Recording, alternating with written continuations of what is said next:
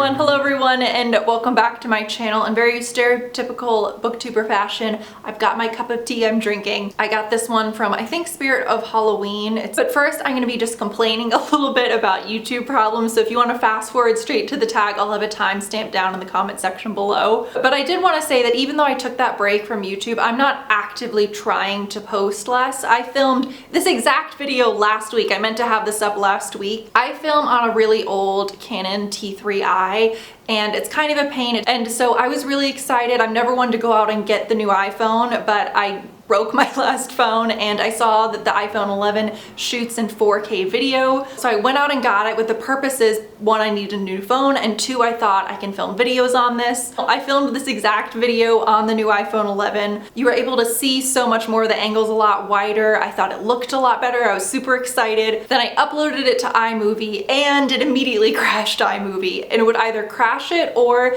if I was even able to play the video, it was flashing. And then even when I tried to export it, I got an error. And the only reason I'm complaining about this isn't just for the sake of complaining. I've tried to Google what's going on, and I've tried everything online says, and I can't figure it out. So if anybody is more tech savvy than me, which I'm sure a lot of you are, please let me know if you have any ideas. I edit my videos on an old, well, I shouldn't say it's not that old. It's a MacBook from 2015, I believe. I know that I'd be filming and uploading a lot more if I didn't have to deal with this camera and I could just film and upload straight from my phone. So enough of that, enough of me complaining, but yeah, if anyone has any ideas, let me know. But today I'm gonna be filming a tag video. I honestly cannot even recall the last time I filmed a tag. This is the Boujee Booktuber Tag, so it's talking all about money and how much money you spend on books and everything like that. I was tagged by Olive, or Book Olive, who created this tag. If you're looking for somebody new to watch who reads a lot of adult books, please go check her out. Her videos are perfection. They're so much more well done than mine, I'm just saying. So let's go ahead and get straight into the questions. Number one, what is your average monthly budget for books? When I started BookTube, I would say it was pretty high. I think I was spending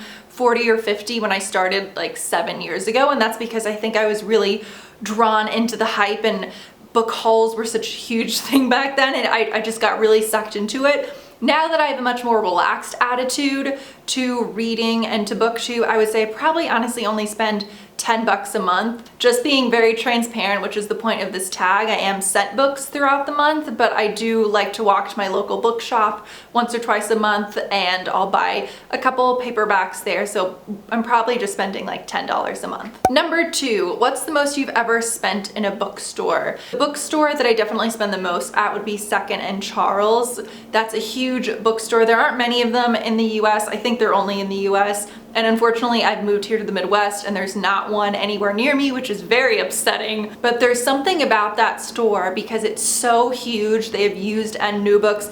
They have board games. I feel like I would always find like a Sailor Moon board game. So I'd always end up getting all these used books I'd been meaning to find but couldn't find at other stores. They also let you turn in books for money, and you can buy like video games. I'm probably making it sound like I go there and spend tons, but the most I probably ever spent at once, maybe like $60, $70. Number three, are you willing to pay full price for a brand new release, or will you wait until you have a coupon or there's a sale? I don't mean this to sound super depressing, but I was really thinking about it, and the last time I've been like racing out, super excited for a new release and just had to get that new hardcover, even though it was so expensive, would be Harry Potter. Because realistically, the reason I would want to race out to get a new book is if maybe I was scared about getting spoiled, and the last time that's happened was Harry Potter. Even if they're authors I really love, like Gillian Flynn, they don't write anymore, but that's a complaint for another video. But even if, you know, other authors that I love who are still writing, like Karen Slaughter maybe, you know, I just don't have to go out and get the new hardcover because I have so many other books on my shelf I need to read.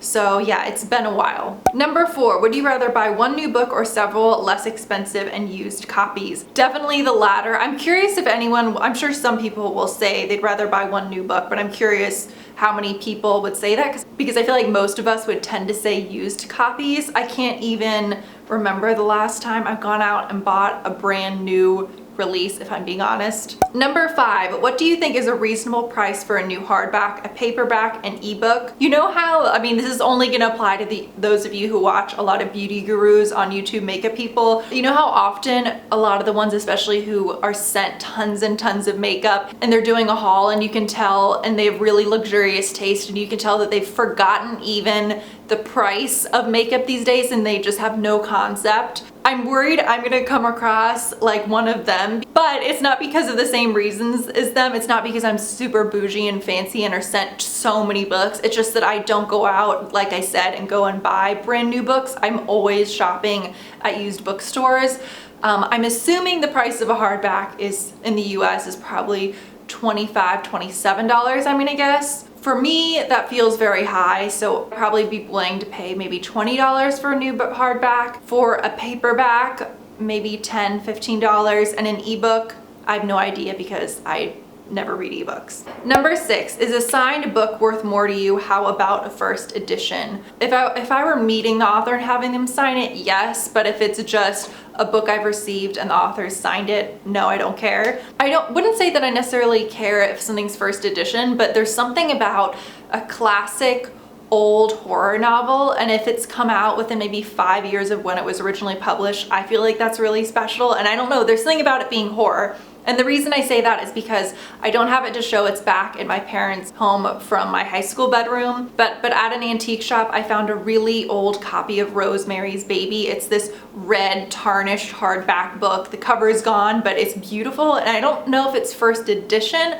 but it definitely came out within the first year or two of when it was published. And there's something just really special about that. Number 7, what is your most valuable book? Sentimental or actual value? I'm gonna go with the sentimental side of this because I don't think I own any super expensive books, but a book that I would say is most just sentimental and near and dear to my heart is this. I'm almost embarrassed to show the cover because the cover of this book, at least the one I owned, I'll find a picture of it online, is hideous, but it's this book I was just like feverishly obsessed with when I was little, and it's called Companions of the Night. I want to say I read this when I was 11 or 12. This was definitely pre-Twilight, like right before the vampire craze started, and it's about a young girl who's like in a laundromat, and then thugs come in, like guy occurs, and then a guy comes in that they're beating up, and she saves him, and she's not sure if he's a vampire or not. They said they're beating him up because he's a vampire.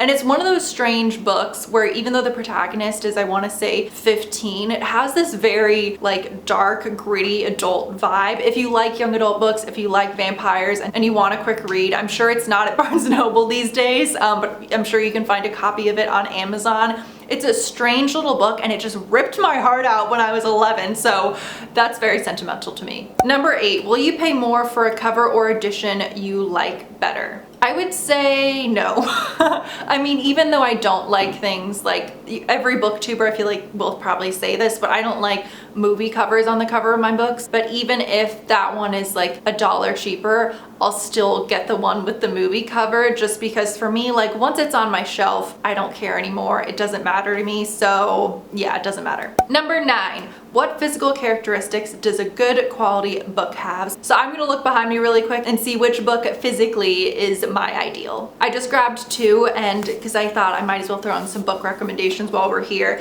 but I like books about yay big. I definitely prefer paperback over hardcover. I don't like mass market paperbacks too much, although I don't really care, just because they're chunkier and I feel like hard to read when you're laying down in bed. But while we're at it, this is Deathless by Catherine M.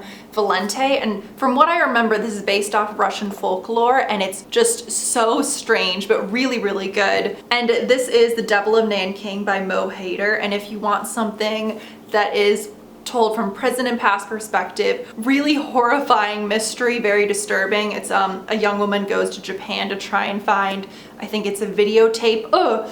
Very terrifying. And number 10, and I think this is the most fun, if you won the lottery, what bookish thing would you do with the money? Bonus, give us an image, actual or mental, of your dream home library. So the thing that I would buy would be definitely, if I had the money and I went out and found a picture of one that's online for sale right now, although I think it's $5,000, so obviously not in my budget.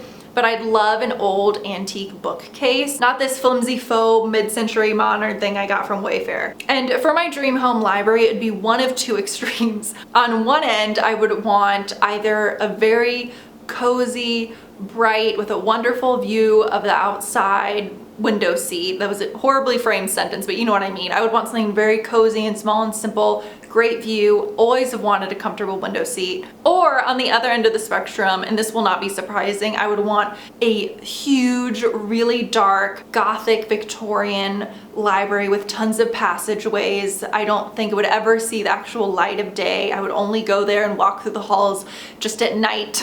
I know this isn't necessarily what I just described, but I'm gonna be going to Ireland in December, and there's a library there I've been wanting to go to forever. I'm blanking on the name. I'll insert a picture of it here, but one of those two extremes would be my ideal reading spaces if I could afford them. So that was the Boujee Booktuber tag. I am about to finish Daisy Jones and the Six, and I have a ton of thoughts on that. So that review will probably be my next video, so keep your eyes out for that. A lot of people, I was gonna tag a few people that I've noticed a book all have already tagged them, or I've noticed they've already uploaded videos. So just, if you're watching this and you've been wanting to film it, feel free to just say that ChapterStackss has tagged you. But again, I hope you guys enjoyed this video, and I will see you all in my next one.